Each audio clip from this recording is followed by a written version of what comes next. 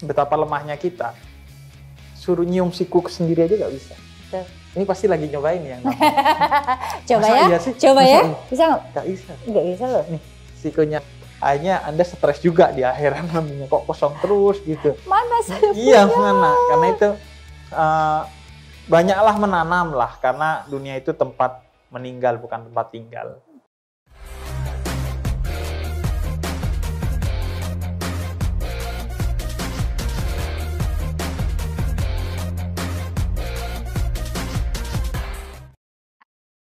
Assalamualaikum warahmatullahi wabarakatuh. Senang sekali saya Cutmini bisa hadir di tengah-tengah Anda. Bagaimana keadaan Anda hari ini? Semoga Anda dalam keadaan sehat, selalu dalam lindungan Allah SWT.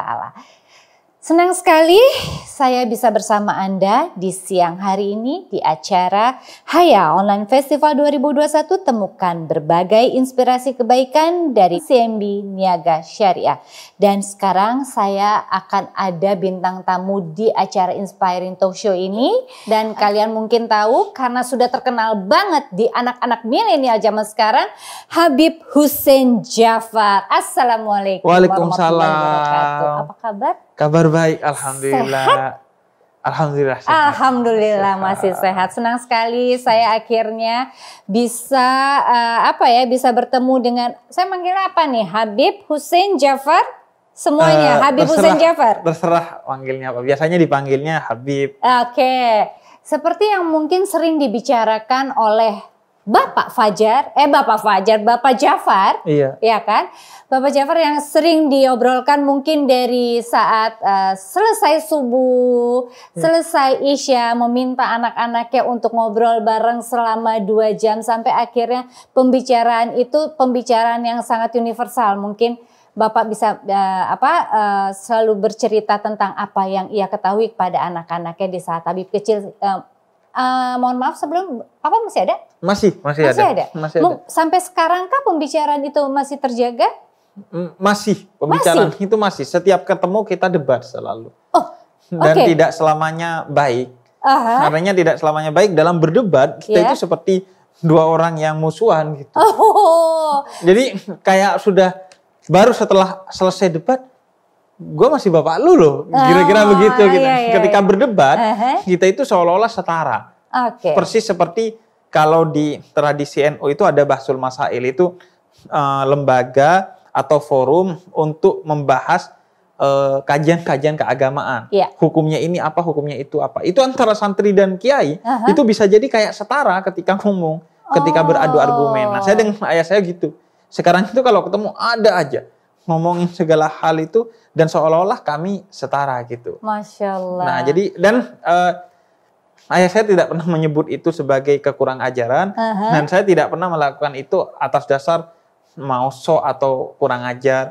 Saya berpegang teguh kepada apa yang dikatakan Sayyidina Ali bin Abi Thalib. Kata Sayyidina Ali, jangan mendebat dalam pengertian yang buruk kepada orang tuamu, karena ketahuilah bahwa yang ngajarin kamu bicara pertama kali itu adalah dia. Gitu. Masya Allah.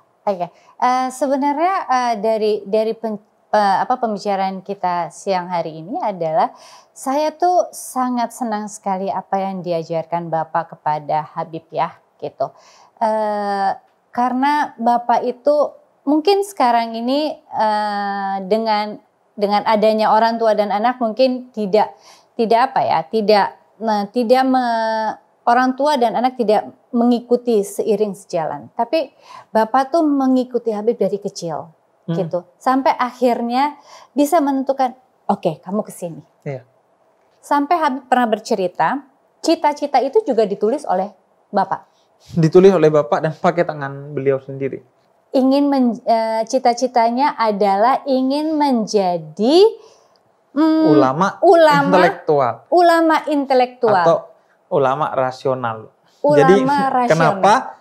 Karena biasanya ulama kan menyampaikan doktrin-doktrin agama aja. Nah, ayah saya ingin bukan hanya doktrin agama, tapi dirasionalisasikan. Agar masyarakat menganggap dan mengetahui bahwa agama itu rasional loh, bukan harus ini, harus itu. Enggak loh. Agama itu way of life, jalan hidup yang sangat rasional. Betul sekali, saya setuju sekali kalau itu. Sampai akhirnya dengan cita-cita itu, sampai akhirnya juga Habib menjadi seperti yang Bapak inginkan. Bisa dikatakan seperti itu.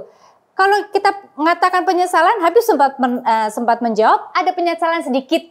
Iya. Gitu. Tapi akhirnya menikmati proses perjalanan hidup ini yang sudah ditentukan oleh Bapak sampai akhirnya seperti sekarang ini. Iya. Gitu. Apakah itu menjadi akhirnya menjadi bisa dikatakan apa ya, keikhlasan Habib menjalankan keinginan orang tua sampai sekarang ini atau bagaimana? Enggak sih, dulunya enggak mikirin ikhlas aja karena takut aja sama orang tua. Enggak galak, enggak pernah mukul anaknya, tapi sangat berwibawa, sorot matanya itu sangat tajam, sehingga dilihat aja saya takut dulu gemeteran. Yaudah, ikut aja. Terus terbebani juga karena ayah saya 40 tahun sebagai kepala yayasan pendidikan. Kalau anaknya nggak terdidik, dia malu. Saya menjaga kehormatan ayah saya dengan menjadi anak yang terdidik, dan itu saya jalani semua sebagai beban kok. Betul-betul sebagai beban. Saya tidak menikmati ketika saya dulu sekolah harus baik-baik saja. Sangat tidak menikmati. Saya baru menikmati itu ketika saya SMA. Mulai masuk ke pesantren. Di pesantren saya diajarkan untuk berdiskusi, melakukan segala sesuatu yang saya sukai. Dan mulai itu saya menemukan kenikmatan. Tapi SD, SMP sangat terbebani oleh nama besar, nada petik ayah saya. Sehingga sempat berpikir, sial banget nih gue nih.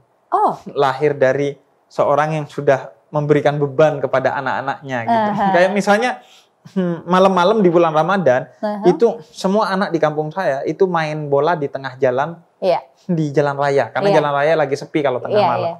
Saya gak boleh sama ayah saya.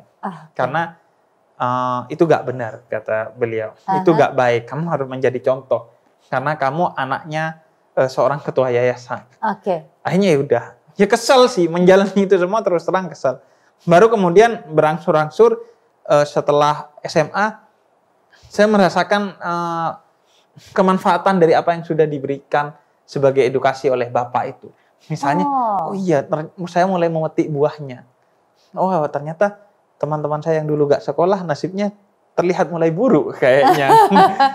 Kebodohannya namanya mulai naik ke permukaan gitu. Mulai tidak menarik bagi hidup dia, dan saya mulai enjoy. Akhirnya ketika di pesantren mulai baca-baca filsafat. Dan kuliah S1 di bidang filsafat. Akhirnya mengambil filsafat apa karena memang sudah tidak ada lagi yang mau diambil? Enggak. Karena saya relatif nggak bodoh lah ya. Sebagai seorang anak.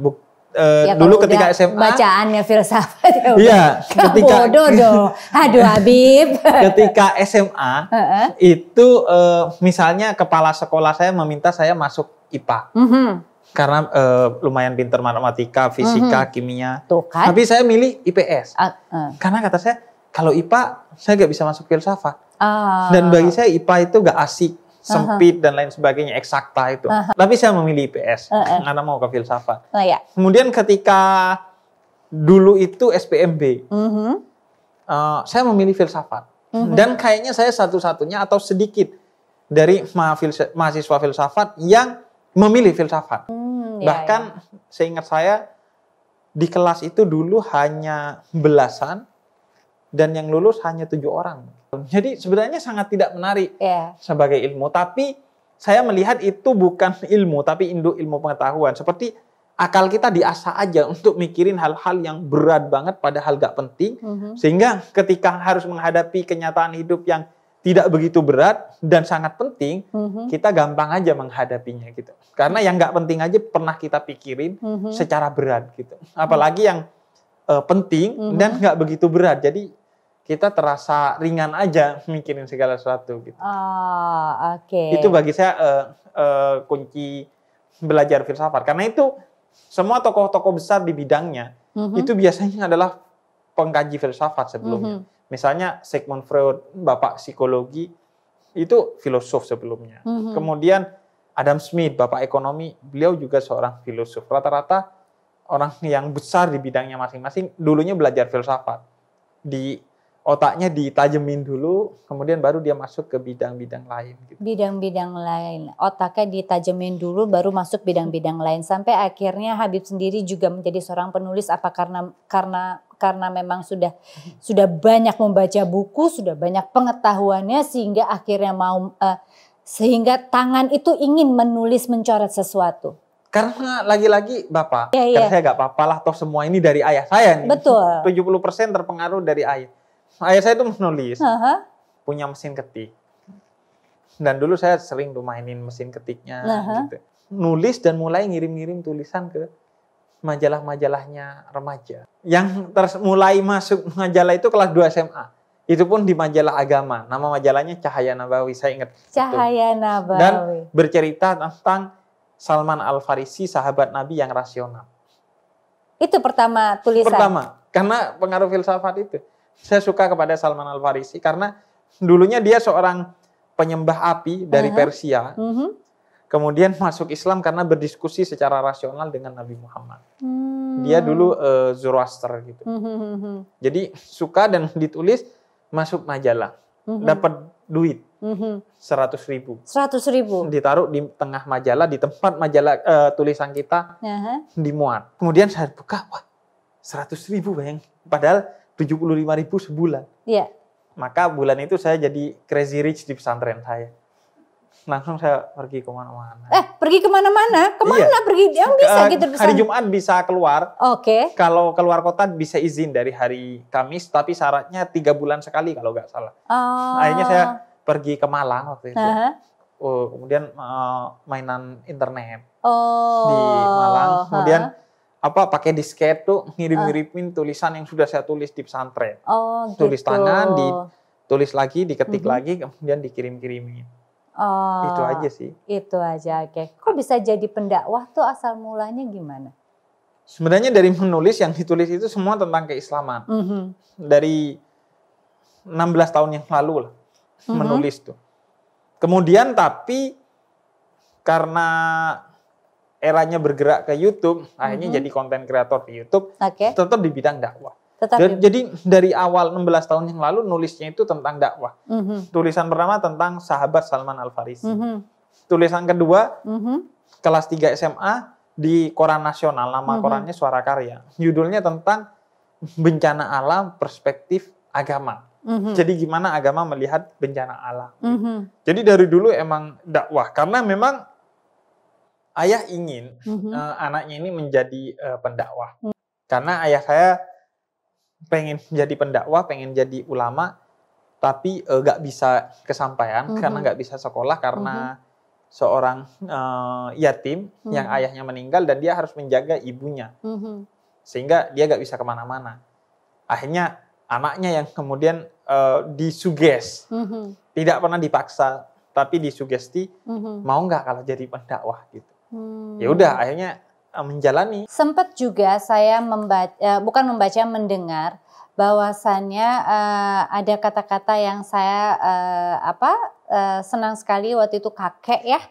Kakek mengatakan, lihatlah orang itu dengan cara dia membaca dan juga menulis. Gitu. Itu maksudnya seperti profiling intelektualitas seseorang itu diketahui dari 2 hal, tulisannya dan bacaannya.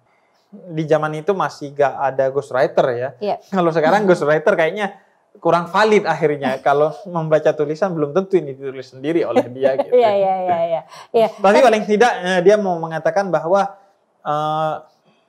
nilailah orang itu sesuai dengan kapasitasnya. Bukan dengan citra-citra yang dibuat oleh dia. Jadi kalau orang besar justru kelihatan gak perlu membangun pencitraan apa-apa tentang dirinya gitu. Malah gak suka membangun ekspektasi kepada dirinya. Gitu. Karena ribet banget ketika orang sudah punya ekspektasi kepada kita. Makanya kepada kita atau kepada diri kita? Iya, kepada diri kita. Apalagi kalau pencitraan, membangun orang agar punya ekspektasi kepada kita. Menurut saya itu tindakan yang bodoh sekali sih. Karena Beatles dibunuh oleh fansnya, Gandhi dibunuh oleh fansnya. Orang yang ngefans kepada kita hingga berlebihan, apalagi pada citra-citra kita, minimal akan membuat kita mati walaupun bernyawa karena kita harus mengikuti keinginan dia terus, atau bahkan mati dalam pengertian yang sebenarnya, yaitu ketika dibunuh seperti Beatles, kemudian Gandhi, yang justru dibunuh oleh fans-fansnya. Iya, betul. Makanya ada satu tren dalam tasawuf itu spiritualitas Islam yang disebut dengan sufi malamati. Sufi malamati ini sufi yang justru pencitraan bahwa dirinya buruk, agar dia nggak punya kesempatan untuk sombong. Oke, Habib, saya agak sedikit penasaran ya. Nggak penasaran sih, cuman ya pingin taunya agak lumayan besar. Kepo katanya ya. Kepo. Kenapa Habib ini dikatakan sebagai Habib kecintaannya milenial? Iya. Gimana tuh? Bisa ceritakan nggak? Ketika awal-awal saya bikin konten YouTube 1 tahun, dan ternyata itu diminati oleh generasi muda, karena gaya penyampaiannya yang sesuai dengan anak muda, tema-temanya sesuai dengan anak muda, pilihan bahasanya sesuai dengan anak muda, dan gaya berpakaiannya juga sesuai dengan anak muda, dengan gaya seperti ini, dan ini relatif berbeda dengan umumnya para habib. Umumnya para habib itu biasanya pakai jubah, pakai sorban. Nah, saya tiba-tiba muncul pakai seperti ini dan menarik minat banyak anak muda.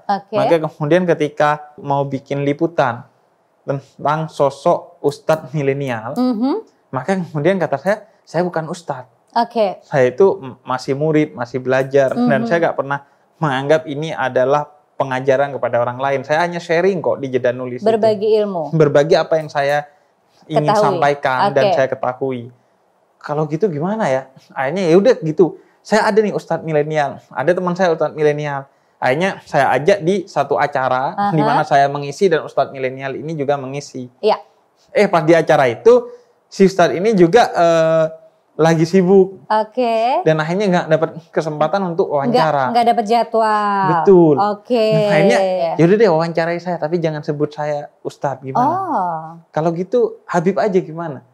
Ya sudah, kalau Habib kan memang saya seorang Habib gitu, ya udah. Akhirnya diwawancarai sebagai Habib milenial gitu. Bagaimana dengan kita nih sebenarnya di acara Haya ini punya tema berbagi kebaikan. Sementara kita hidup udah harus berdampingan dengan pandemi itu hampir 2 tahun.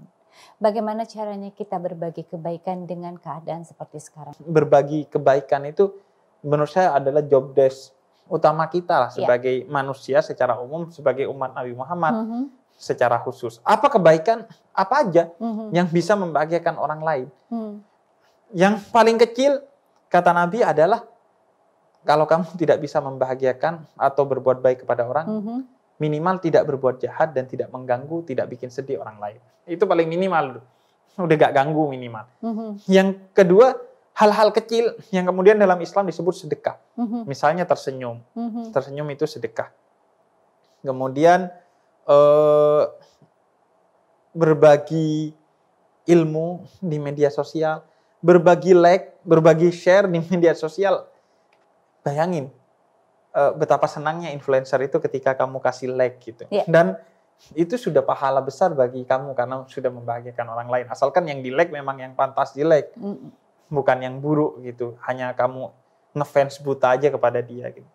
Kemudian yang lebih tinggi lagi adalah kemudian berbagi harta. Mungkin sebenarnya tidak lebih tinggi tapi lebih berat mungkin bagi kita. Karena anak muda itu biasanya dibilang miskin nggak mau, tapi ketika diminta sedekahnya gue nggak punya. Nggak mau dibilang miskin, tapi kalau suruh sedekah, lo kaya kan? Iya, sedekah dong. Wah, kebetulan lagi nggak ada duitnya, baru kemarin DP rumah, baru kemarin DP mobil gitu. Jadi itu masalah kita. Nah jadi berbagi kebaikan itu harus menjadi tren sebenarnya. Tren hidup kita. Bagaimana caranya di era pandemi ini kita diajarkan bahwa sekecil apapun kebaikan itu akan berarti. Sekecil apapun dalam artian ya udah, lu gak usah berbagi keluar deh. Di dalam aja. Dengan lu memakai masker, dengan lu mencuci tangan, dengan lu menjaga jarak. Ini gak keluar loh. Ini hanya untuk diri kita sendiri. Dengan itu sebenarnya lu telah menjaga orang lain. Nah, Sebenarnya dalam tradisi spiritualitas Islam kita diajarkan begitu. Kebaikan yang paling sederhana adalah kamu baik kepada dirimu sendiri.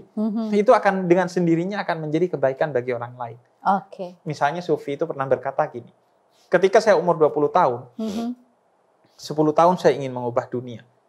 Tapi saya gagal. Di umur 30 tahun, saya upgrade. Saya mau mengubah negara saya aja. 40 tahun dia gagal. Sampai umur 50 tahun saya upgrade lagi. Saya mau mengubah kota saya aja. Ternyata kemudian gagal juga. Ya udah, saya mau mengubah kampung saya aja. Sampai umur 70 tahun dan dia gagal. Akhirnya ya udah, ketika tua renta saya mau mengubah diri saya sendiri aja. Akhirnya dia berubah dan menginspirasi kampungnya, akhirnya menginspirasi kotanya. Dan dia berpikir, andai waktu umur 20 saya ingin mengubah diri saya sendiri dulu. Mungkin hari ini saya sudah mengubah negara saya atau bahkan dunia. Jadi kebaikan itu awali dari diri sendiri.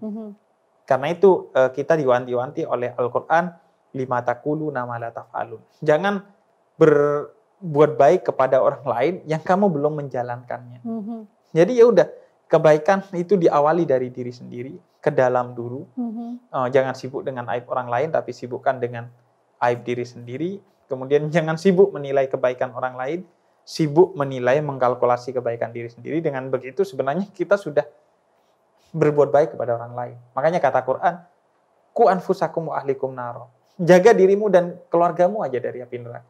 Kalau masing-masing menjaga, maka semuanya baik-baik saja sebenarnya.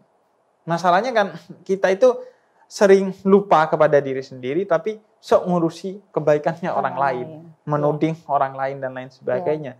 Nah itu yang kemudian jadi masalah. Akhirnya dunia kita adalah dunia tuding saling menuding. Iya. Dunia kita saling menuding, menyalahkan satu sama lain seolah-olah kita gak punya salah. Sekarang orang udah gak sibuk dengan kebaikannya diri sendiri, malah sibuk dengan aibnya orang lain. Wow. Sibuk dengan itu dosanya seperti burger tuh berlapis-lapis. Iya. Jadi tolong dicatat, kalau mau sibuk, sibuklah untuk diri sendiri. Jangan sibuk atau mengusik orang lain. Ingin berbagi, berbagilah apa yang kamu punya dengan segala kesederhanaan. Berbagilah dengan apa yang bisa dikatakan sekecil apapun, tapi itu memang punya kamu dan tidak melibatkan orang lain. Berbagilah dengan orang sekitar, karena berbagi itu adalah buah cinta kita untuk masa depan. Betul. Dan berbagi bukan besar kecilnya, tapi saat ini apa yang kamu miliki saat ini sekecil apapun bagikan kepada orang lain dan awali berbagi kepada orang terdekat, kata Nabi. Yang kecil aja. Mungkin ayah ibumu sudah tiada, rencanakan nanti setelah nonton ini pergi ke kuburannya atau membacakan doa kepada dia. Mungkin dia masih hidup, coba deh lu cek kontak person lu. Berapa kali lu sehari nelpon dia. Betul. Itu aja, hal kecil. Saya setiap menelpon ibu saya akan selalu berkata, jangan lupa sholat, jangan lupa minum air putih. Karena kesehatan lahir, kesehatan batin. Ribuan kali saya nelpon ibu saya, itu aja yang diomongin. Tapi bagi saya, itu adalah perkataan terpenting manusia. Walaupun itu diulang-ulang, bagi saya itu selalu penting. Bosan, tapi saya selalu mengsugesti diri saya bahwa itu penting. Karena itu membahagiakan bagi ibu saya gitu. Apalagi kalau dia nanya, hari ini sudah sholat, sudah, atau hari ini sudah minum berapa kali? 3 kali. Itu seneng loh. Seneng. Bahagia. Karena diikuti ya. Iya, bahagia. Kadang orang berpikir, wah gue nih belum beliin mobil, belum beliin rumah buat orang tua gue. Padahal ibumu nggak berharap itu, ayahmu nggak berharap itu, gitu. Sederhana aja. Atau minimal dia tidak pernah mendengar berita bahwa kamu pakai narkoba, bahwa kamu melakukan kejahatan ini, kamu tidak pernah nyuri uang orang lain. Itu aja udah membahagiakan sih, udah berbagi. Jadi awali berbagi ke orang sekitar, karena dia yang paling berhak atas kebaikanmu, karena kamu besar karena mereka, gitu, dan karena ketika kamu jatuh mereka yang akan menangkap kamu, bukan orang lain. Dan sekecil apapun, yang penting saat ini apa yang kamu miliki berikan kepada orang lain, gitu. Seperti Sayyidina Ali pernah pulang dari kebunnya membawa 10 delima. Ada orang datang minta sesuatu, dikasih delima. Saya punyanya ini, mau nggak delima? Mau. Sampai terakhir nyampe rumahnya sisa 1. Dibagi 2, separuh buat istrinya, separuh buat dia. Tok tok tok, ada yang ngetok pintu. Ada yang bisa dibagikan kepada saya nggak? Diambil separuh delimanya, diberikan kepada itu. Dibagi lagi yang separuh, seperempat istrinya, seperempat Sayyidina Ali. Dan kemudian kata Sayyidina Ali, tahukah wahai Fatimah istrinya, berapa delima yang kita miliki hari ini? Kemudian kata istrinya, setengah. Enggak, tapi 9,5. Karena yang kita makan, itu akan jadi kotoran. Kalau kita simpan, dia akan jadi warisan yang nggak dibawa mati. Tapi yang kita berikan kepada orang lain, itulah harta yang sejati. Karena dia abadi sampai kapanpun. Gitu. Masya Allah, itu yang dikatakan apa ya? Aduh, saya mau ngomong kayak amal jariah yang tidak terputus. Betul, itu amal jariah yang akan terus bersambung kepada kita saat kita sudah gak bisa melakukan amal lagi di dunia. Deposit lah itu. Deposit gak diapa-apain tapi gaji terus gitu. Bayangin Anda di akhirat gitu ada kotak, kan saya bayangin di akhirat nanti tuh ada kotak bagi semua manusia untuk kiriman kayak di pesantren gitu. Anda buka hari ini kosong, besok kosong, besok kosong. Akhirnya Anda stres juga di akhirat, namanya kok kosong terus gitu. Mana saya punya? Iya, mana? Karena itu banyaklah menanam lah, karena dunia itu tempat meninggal bukan tempat tinggal. Jadi akhirat tempat tinggal kita. Jadi berbagi kebaikan dan percayalah bahwa kebaikanmu kepada orang lain itu akan kembali kepada dirimu sendiri. Karena itu kata Tuhan dalam Al-Quran, in ahsantum ahsantum li anfusikum. Dan percayalah bahwa berbagi kebaikan itu menyenangkan. Saya itu membayangkan bahwa sekaya apapun kamu punya, kalau kamu nggak punya keluarga yang hangat, kamu nggak punya teman yang dekat, betul, serius nggak bahagia. Berapa banyak orang yang pergi klub, pergi ke diskotik untuk mencari keramaian, tapi dia sepi di tengah keramaian itu. Berapa banyak orang yang di rumah aja bersama keluarga kecilnya di kampung-kampung, tapi dia merasakan keramaian di tengah kesepian itu, hanya 3 orang gitu. Saya membayangkan petani di kampung saya dulu tuh jam 5 sore pasti pulang. Dengan senyumnya dia, berapapun rezeki yang dia miliki atau bahkan kerugian yang dia dapatkan hari itu, dia tetap senyum untuk pulang ke rumah, mandi, duduk bersama keluarganya, sholat bersama, makan bersama. Senyum dia abadi. Saya membayangkan itu yang dulu saya rasakan di kampung bersama keluarga. Dan saya merasakan itu yang sedang inflasi di perkotaan. Gitu. Maghrib diterobos, nggak ada gelap, nggak ada apa-apa lah.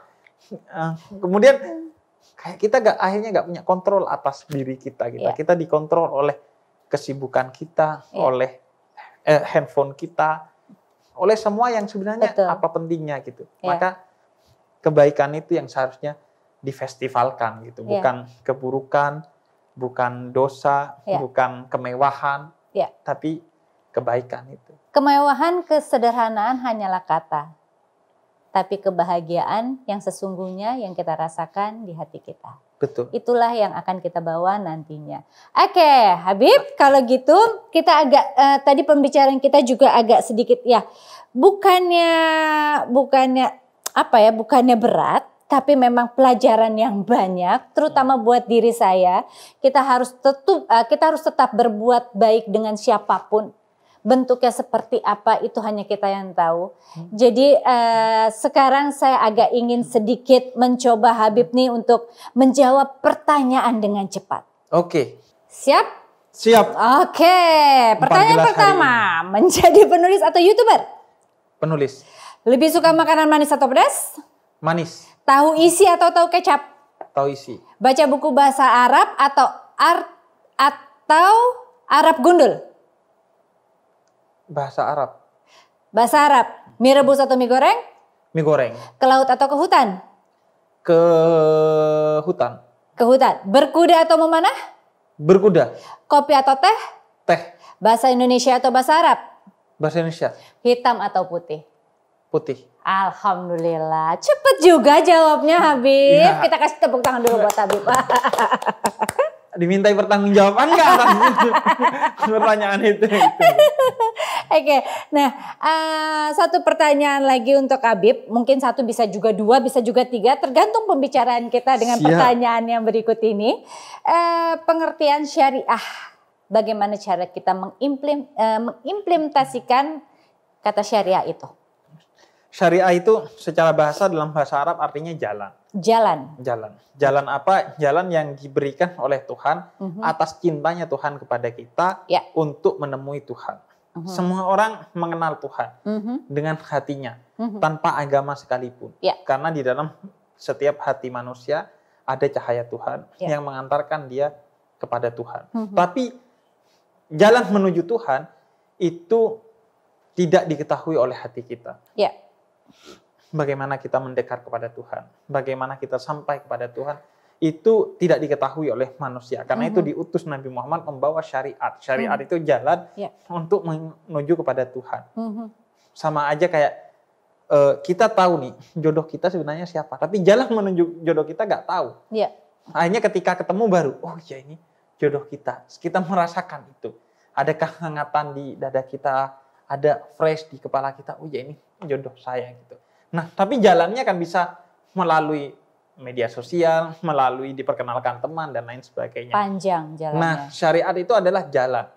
Dan jalan itu adalah jalan cinta. Karena in tuhibbunallah fattabi'uni, kata Nabi Muhammad. Kalau kamu mencintai Allah, ikuti jalanku. Dan jalan Nabi Muhammad itu adalah syariat tadi. Jadi syariat itu sebenarnya adalah jalan menuju Tuhan. Dan karena dia jalan menuju Tuhan, maka dia juga sebenarnya jalan kemanusiaan. Bagaimana kita hidup. Way of life.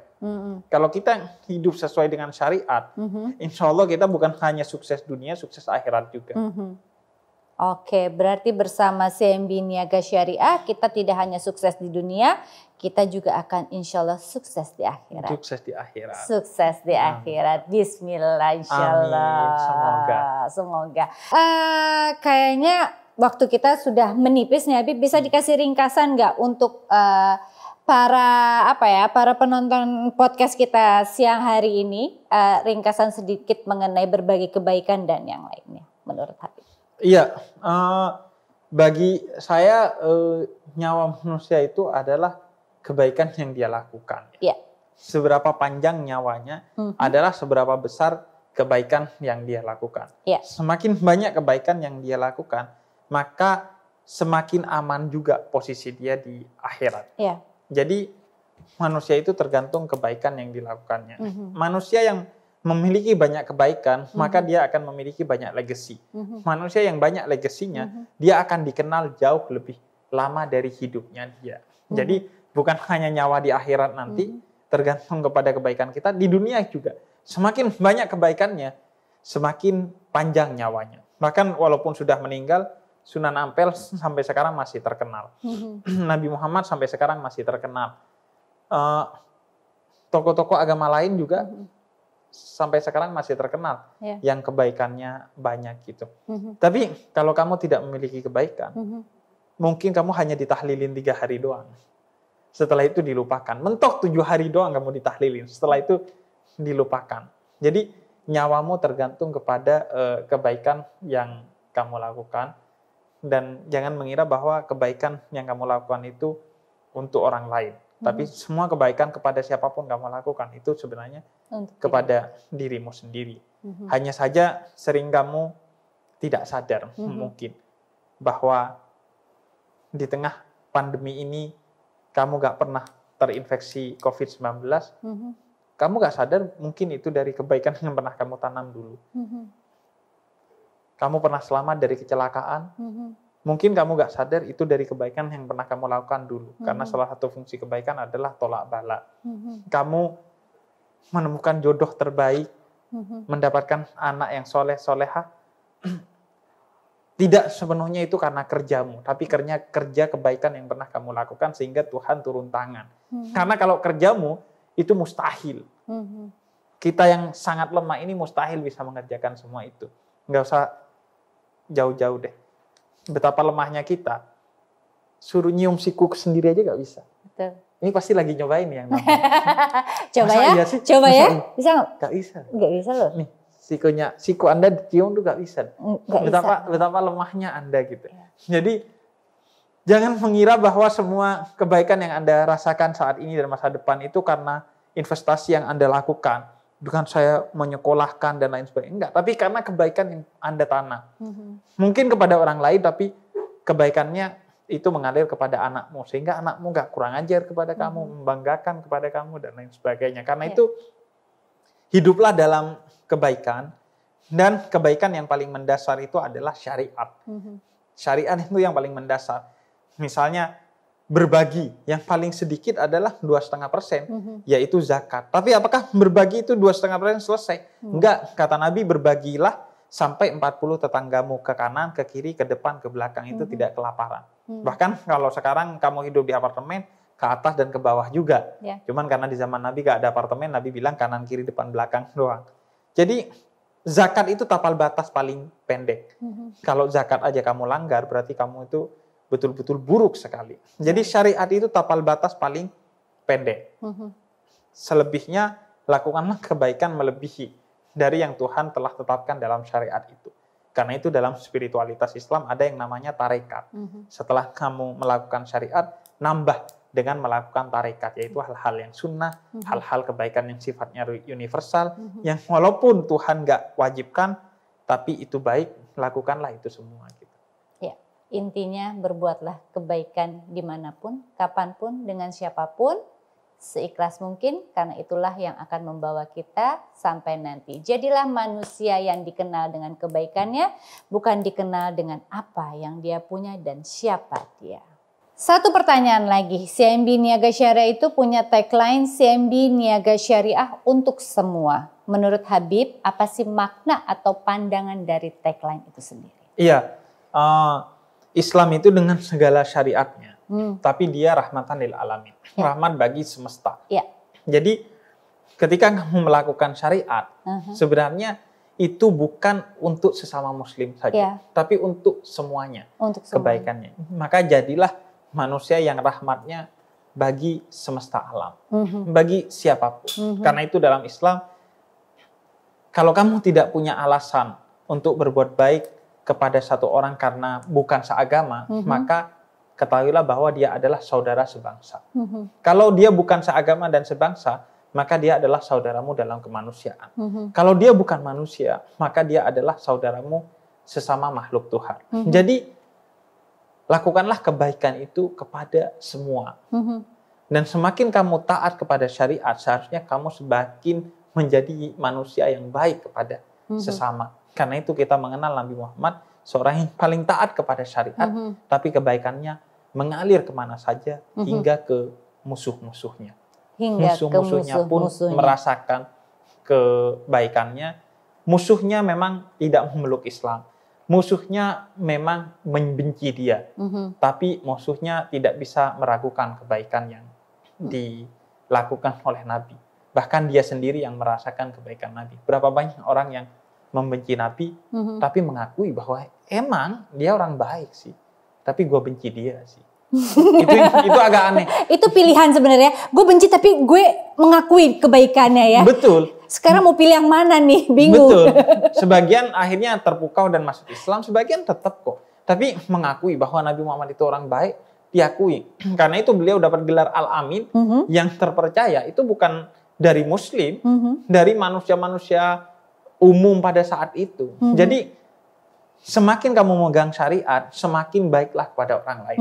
Jangan ketika kamu memegang syariat, kemudian kamu menjadi eksklusif, menjadi hanya mau baik kepada pemeluk agama saya sendiri atau kelompok agama saya sendiri. Enggak, Islam itu rahmatan lil alamin. Seperti Nabi Ibrahim pernah ditegur oleh Allah karena enggak mau ngasih makan kepada seorang ateis tua yang kelaparan. Karena dia ateis. Kemudian kata Allah, dia berumur 70 tahun. Karena selama 70 tahun aku kasih makan. Dan hari ini kamu nggak ngasih makan dia, dengan mengatasnamakan aku, akhirnya Nabi Ibrahim ngasih makan orang itu. Jadi semakin taat kepada syariat, maka semakin universal kebaikan kita kepada siapapun, termasuk kepada musuh-musuh kita. Bahkan kalau kamu ingin tahu puncak kebaikanmu kapan, sebagai puncak takwa. Kata Allah dalam surat Ali Imran, puncak takwa, puncak kebaikan adalah ketika kamu berbagi dalam keadaan kamu sempit dan kepada orang yang memusuhimu. Jadi ketika kamu sudah bisa berbagi kepada orang yang membenci kamu, memusuhi kamu, bikin kesel kamu, maka itulah kebaikan tertinggi kamu. Dan ketika yang kamu bagikan adalah barang yang kamu cintai, jangan barang bekas. Jangan barang bekas. Dan dalam keadaan sempit pun kamu berbagi, dan kepada musuhmu kamu berbagi, berarti itu kebaikan yang betul-betul genuine, tulus. Tulus, ya. Syariat, ketaatan kamu kepada syariat akan membuat kamu bersikap baik dan penuh cinta kepada siapa saja. Ya. Secara universal. Oke, jadi CMB Niaga Syariah untuk semua. Habib setuju sekali kalau misalnya saya mengatakan CMB Niaga Syariah untuk semua, memang untuk semua. Kami melayani Anda dengan sepenuh hati. Kami menjadi teman, menjadi keluarga untuk Anda semua, nasabah kami, karena CMB Niaga Syariah hadir untuk Anda semuanya dengan segala kebaikannya. Terima kasih Habib untuk siang hari ini. Senang sekali akhirnya banyak ilmu yang saya dapatkan di siang hari ini. Banyak sekali, semoga apa yang kita lakukan di siang hari ini menjadi keberkahan untuk kita semua. Amin. Dan juga untuk para pendengar podcast kita di siang hari ini. Tidak bukan hanya ilmu yang bermanfaatlah yang akan kita bawa nantinya, keberkahan yang lainnya, dan semua yang pasti adalah kebaikan untuk kita semuanya. Amin. Sehat-sehat selalu Habib. Terima kasih. Jangan bosan-bosan memberikan ilmu kepada kita semuanya. Siap. Karena kami hidup di dunia sangat membutuhkan ilmu yang sangat bermanfaat untuk kita bawa nanti. Ya, terima kasih. Oke. Semoga obrolan kita siang hari ini bermanfaat untuk semuanya, dan podcast siang hari ini bisa membawa keberkahan ilmu lagi. Banyak sekali yang tadi kita sudah bicarakan dengan Habib Hussein, sehingga kalau saya mendapatkan banyak ilmu agama yang bertambah untuk diri saya untuk siang hari ini. Berbagi kebaikan segalanya bentuknya seperti apa terserah Anda, tapi jadilah manusia yang mempunyai kebaikan, jadilah manusia yang dilihat dengan segala kebaikannya. Bukan siapa kamu atau setinggi apapun jabatanmu, tapi lihatlah kamu itu dengan kebaikannya, diingat kamu itu dengan kebaikannya. Seperti hari ini, Haya Online Festival 2021, temukan berbagi inspirasi kebaikan dari CMB Niaga Syariah. Nah, buat teman-teman yang belum mempunyai tabungan CMB Niaga Syariah, gampang bikinnya. Karena buka tabungan tuh bisa lewat Oktomobile sekarang. Tidak perlu ribet-ribet datang ke bank. Kita langsung punya, kita download saja Oktomobile-nya. Jadi nggak perlu lagi yang namanya ribet untuk datang ke bank. Lalu gimana? Kok cuman bisa dengan Oktomobile aja bisa? Bisa. Banyak kebaikan di sana kita berbagi dengan Oktomobile. Kita juga bisa berzakat, berinfak, bersedekah, dan juga bisa berwakaf. Jadi jangan tunggu lagi. Download sekarang juga. Jadilah kalian keluarga kami, keluarga CMB Niaga Syariah, dengan hanya mendownload Oktomobile sekarang juga. Jadilah kebersamaan kebaikan bersama kami CMB Niaga Syariah.